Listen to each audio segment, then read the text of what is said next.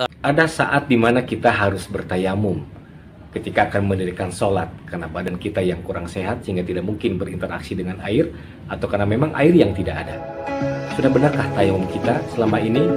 Padahal tayamum adalah bagian dari bersuci kita ketika akan mendirikan sholat. Bersuci yang benar akan menjadi sebab diterimanya sholat. Bersuci yang tidak benar maka akan jadi sebab tertolaknya sholat. Mari kita simak pembahasannya, mudah-mudahan ada manfaatnya. Dan jangan lupa subscribe, like, comment, and share. Mudah-mudahan jadi amal jariah untuk kita semua. Terima kasih. أعوذ بالله من الشيطان الرجيم بسم الله الرحمن الرحيم Assalamualaikum warahmatullahi wabarakatuh. Alhamdulillahilladzi arsala rasulahu bil huda wa dinil haq liyudhhirahu 'ala dini kullih wa kafa billahi syahida.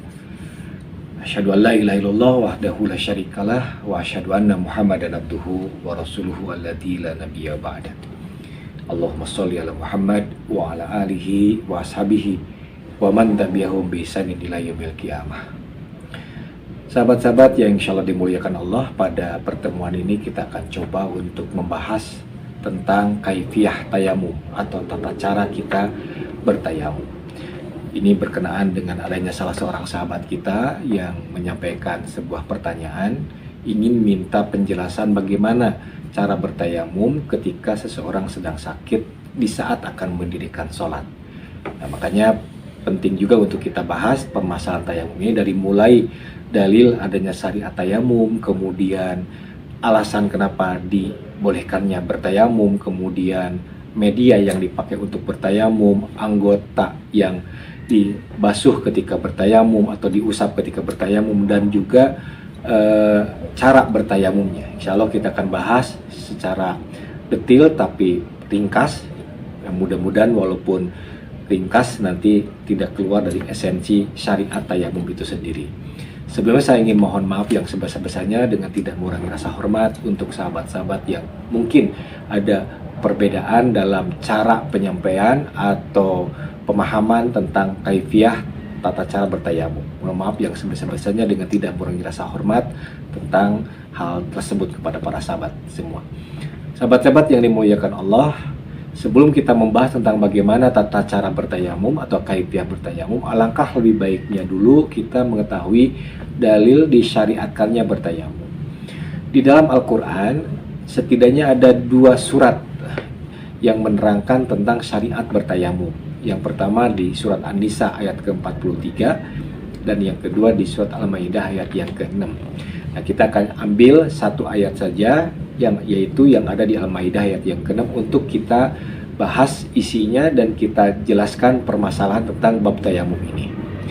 Di Al-Quran surat Al-Maidah ayat yang ke-6, Allah Subhanahu wa taala berfirman, A'udzubillahi minasyaitonirrajim. Ya ayyuhalladzina amanu idza qumtum ilas shalah faghsilu wujuhakum wa aydiyakum ilal marafiqi wamsahu biru'usikum wa arjulakum ilal ka'bain wa in kuntum junuban fattahharu wa in kuntum marda aw ala safarin aw jaa ahadum minkum minal ghaid aw lamastumun nisa falam tajidu ma'an fatayammamu sa'idan thayyibah famsahu biwujuhikum wa aydikum minhu.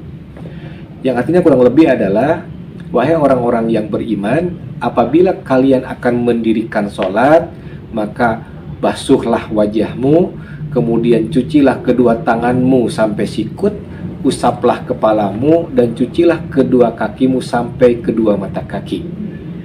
Dan apabila kamu dalam keadaan junub, maka mandilah. Dan apabila kamu sedang di perjalanan, atau kamu sedang sakit, atau kamu baru keluar dari tempat buang air kecil, atau kamu baru selesai melakukan kewajiban suami istri, dan kamu tidak mendapatkan air, maka bertayamumlah dengan debu yang baik, usaplah mukamu dan kedua tanganmu dengan debu yang baik tadi. Demikian kurang lebih arti dari ayat ke-6 surat Al-Maidah yang menerangkan kepada kita rincian tata cara bersuci atau taharah bagi orang yang akan mendirikan sholat. Sahabat-sahabat yang dimuliakan Allah, perintah bersuci atau bertoharoh seperti berwudu, mandi wajib atau tayamum itu hanya disyariatkan, hanya diwajibkan bagi orang-orang yang akan mendirikan sholat. Wudu wajib ketika akan mendirikan sholat bagi orang yang berhadas kecil. Mandi wajib dilakukan bagi orang yang akan sholat ketika dia berhadas besar. Nah, tayamum disyariatkan bagi orang yang akan sholat apabila dia berhadas kecil atau berhadas besar.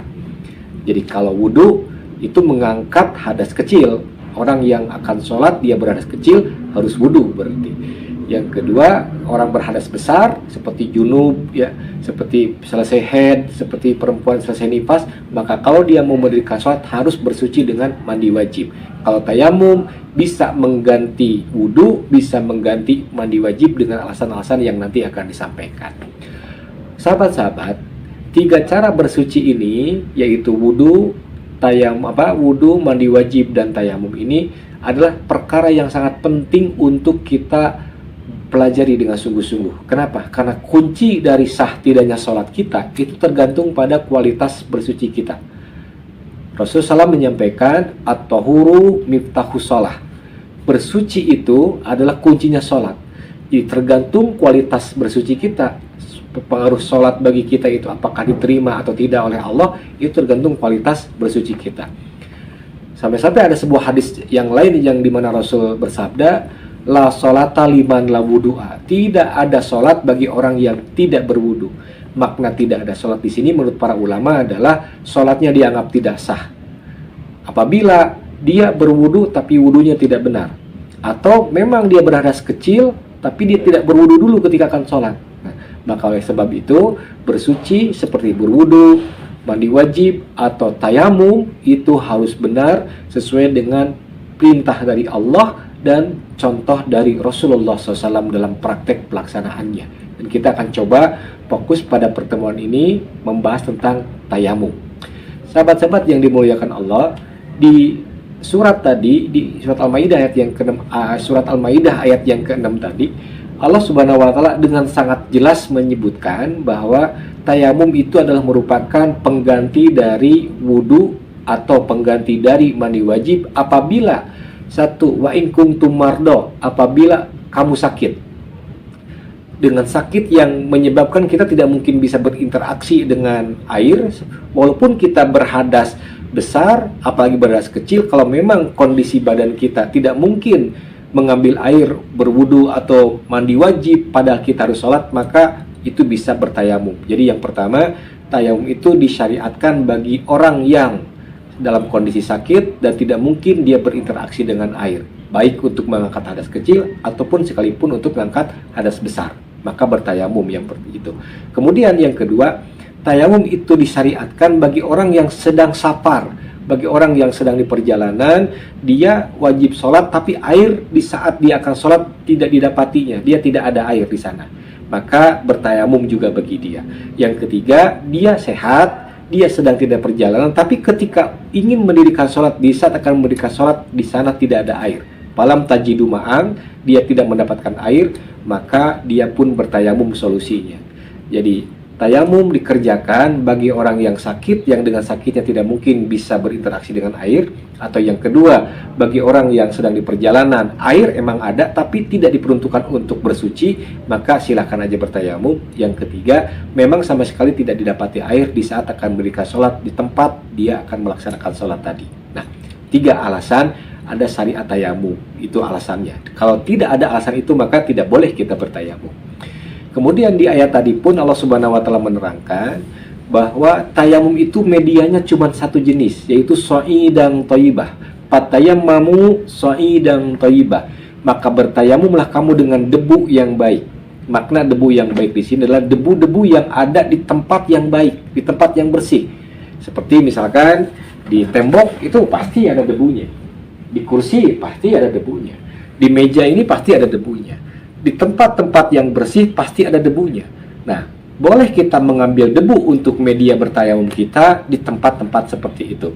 Dan pasti secara insting juga, secara logika kita juga tidak akan mungkin kita mengambil debu untuk bertayamum di tempat-tempat yang kita sangat tahu di sana ada najisnya atau kotor, atau misalkan tidak pantas untuk kita ambil debunya untuk bertayamum. Nah, tidak boleh kita bertayamum dengan media seperti debu gitu. Misalkan Tidak sah tayamum kita dengan menggunakan bedak, itu tidak sah. Tidak sah bertayamum dengan menggunakan selisil talak, tidak sah. Tidak sah kita bertayamum dengan menggunakan tepung. Semua yang disebutkan tadi itu bukan media bertayamum. Kalau ada orang bertayamum karena alasan sakit, kemudian dia mau sholat, dia bertayamum tapi pakai selisil talak, maka itu tidak sah tayamumnya. Otomatis berarti sholatnya pun jadi tidak sah juga.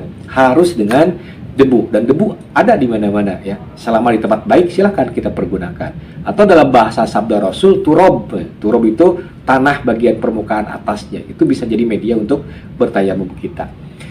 Kemudian yang berikutnya, Allah pun di surat Al-Maidah ayat 6 tadi menerangkan anggota tayamum itu cuma dua, yaitu famsahu biwujuhikum wa aidikum minhu, kata Allah Subhanahu wa taala.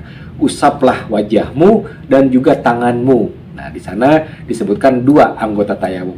Jadi kalau kita bertayamum, baik itu untuk mengangkat hadas kecil atau sekaligus juga mengangkat hadas besar kita, maka ya anggota tayamum cuma dua, yaitu ngusap muka dan tangan. Tidak harus ke kepala, tidak harus kaki dan sebagainya, cuma dua, muka dan tangan saja. Itu.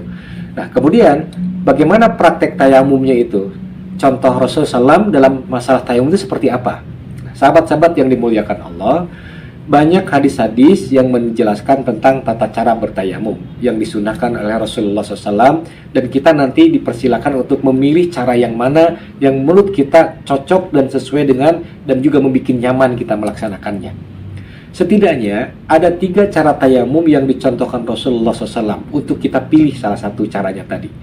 Karena dalam Al-Quran nggak ada. Dalam Al-Quran cuma ada perintah bertayamum, cuman ada media tayamum dan anggota tayamum yang disampaikan. Caranya tidak disebutkan. Maka di sini Rasulullah SAW menerangkan sebagai penuntun bagi kita untuk bertayamum ketika akan mendirikan sholat. Tadi disebutkan ada beberapa hadis tentang tata cara bertayamum yang sampai dari Rasulullah SAW kepada kita semua. Setidaknya kita rangkum menjadi 3 cara. Dan kita nanti silakan pilih mana yang menurut kita cocok dan membuat kita nyaman melakukannya. Yang pertama, cara bertayamum itu hadisnya datang dari Ammar bin Yasir radhiyallahu an. Hadisnya diriwayatkan oleh Imam Bukhari dan Imam Muslim, tapi lafaz hadis ini disebutkan ini adalah milik dari Imam Muslim, lafaznya itu. Nah, disebutkan dalam hadis itu ceritanya Ammar bin Yasir pernah disuruh oleh Rasulullah SAW melaksanakan satu tugas. Kemudian sebelum sampai ke tempat yang dituju, Ammar kemalaman, sehingga dia diharuskan untuk nginep di tempat itu. Dia pasang tenda, dia tidur di sana. Malam hari dia bermimpi besar. Ketika pagi hari di saat akan melaksanakan sholat, Ammar mau mandi wajib tidak menemukan air. Mungkin pada saat itu Ammar belum menerima informasi bagaimana cara tayamum gitu. Maka kemudian ketika Ammar bangun dan didapati dia berhadas besar, ketika sholat dia bingung karena tidak mendapatkan air, maka dia berinisiatif berguling-guling di atas pasir. Seperti berguling-gulingnya binatang gitu disebutkan dalam riwayat tersebut. Nah, singkat cerita, sepulangnya Ammar kembali ke Madinah, diceritakan hal itu kepada Rasulullah SAW. Maka ketika Rasul mendengar cerita itu, Rasul kemudian berkata, cukup bagimu melakukan seperti ini, kata Rasulullah. Ini praktek tayamum yang pertama. Cukup bagimu dengan seperti ini, kata Rasulullah. Dan Rasul kemudian memberikan contoh. Rasul kemudian menepukkan telapak tangannya pada tempat yang ada tanahnya di sana, tepukan. Kemudian telapak tangan kiri dan telapak tangan kanan saling mengusap. Setelah itu kemudian telapak tangan kiri mengusap punggung telapak tangan kanan sampai pergelangan, 1 kali usapan begini. Kemudian setelah itu tangan kanan mengusap punggung telapak tangan kiri sampai pergelangan juga. Kemudian mengusap ke muka, mengusapkan ke muka. Nah, seperti ini. Mengusap ke muka sama seperti kita membasuh air wudhu ketika mengusap muka kita, gitu. Nah, 1 kali tepukan untuk 2 anggota tayamum, yaitu tangan dulu diusap dan muka. Dan tangan pun diusapnya hanya sampai pergelangan. Ini versi yang pertama, hadis dari Ammar bin Yasir yang hadisnya diriwayatkan oleh Bukhari dan Imam Muslim, dan ini lafaznya punya Imam Muslim. Versi yang kedua, hadis yang datangnya dari Imam Bukhari yang diriwayatkan oleh Imam Al-Bukhari. Dalam hadis itu disebutkan Rasulullah SAW memberi contohnya begini, ditepukkan telapak tangannya itu ke tempat yang berdebu, kemudian ditepuk-tepuk dulu, ditepuk-tepuk, atau dalam riwayat lain ditiup. Boleh ditepuk-tepuk, boleh ditiup. Pilih salah satunya. Jangan dua-duanya. Jangan jadi tepuk-tepuk, jadi tiup. Habis nanti urusan debunya itu pastikan. Maka cukup ditepuk-tepuk atau ditiup. Kemudian yang pertama diusap itu adalah muka. Diusap yang pertama adalah muka. Diusap muka. Baru kemudian mengusapkan tangan kiri ke punggung telapak tangan kanan sampai pergelangan juga sama. Kemudian telapak tangan kanan mengusap ke punggung telapak tangan kiri juga sampai pergelangan. Jadi satu kali tepukan, yang pertama untuk muka, kemudian untuk tangan. Tapi karena diusapnya muka dulu, maka diperlukan di sana dicontohkannya itu ditepuk-tepuk atau ditiup. Gitu.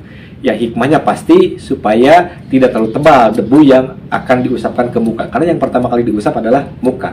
Beda dengan hadis yang tadi pertama, karena tangan dulu maka tidak perlu ditiup dan diusap. Tidak perlu ditiup dan ditepuk-tepuk. Tapi kalau hadis yang kedua, kenapa harus ditiup dulu? Karena yang disentuh pertama, yang dibasuh diusap pertama adalah muka, supaya tidak cemong kalau dalam bahasa kita itu kan ya. Debunya biar tidak terlalu tebal. Itu versi yang kedua.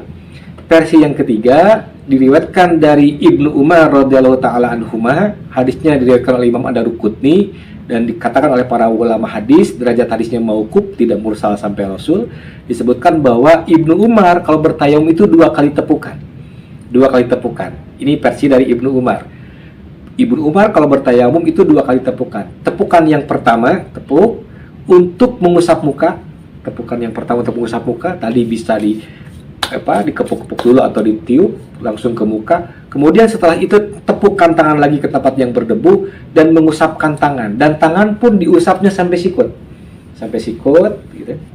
Kemudian balik lagi ke sini.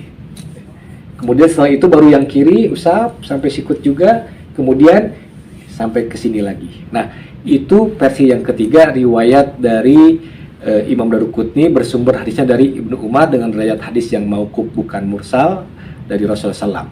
Nah, 3 cara inilah yang ada dalam hadis fikih yang saya kuasai, yang saya pahami, dan itu yang bisa dipilih oleh sahabat mau praktek yang seperti mana.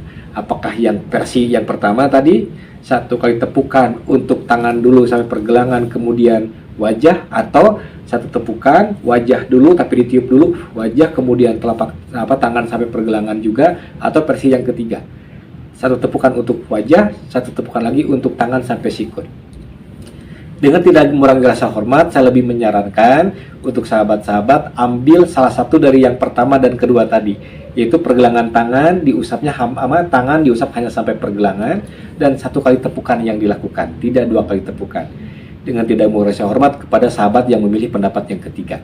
Nah, kemudian ketika kita bertayamum tadi ya sama, kita ngucapin bismillah seperti itu sama.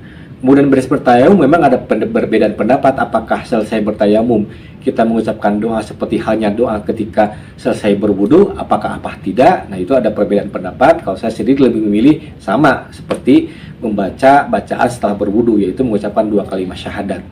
Sama seperti itu. Itu pilihan bagi sahabat mau mengambil yang mana, pendapat itu silahkan. Itu barangkali sahabat-sahabat praktek tayamum yang kita dapati dari hadis-hadis tuntunan bersuci. Mudah-mudahan ini bisa menjadi sebuah penjelasan dan bermanfaat untuk kita semua. Terima kasih atas perhatiannya. Mohon maaf atas kekurangan dan kehilafannya. Assalamualaikum warahmatullahi wabarakatuh.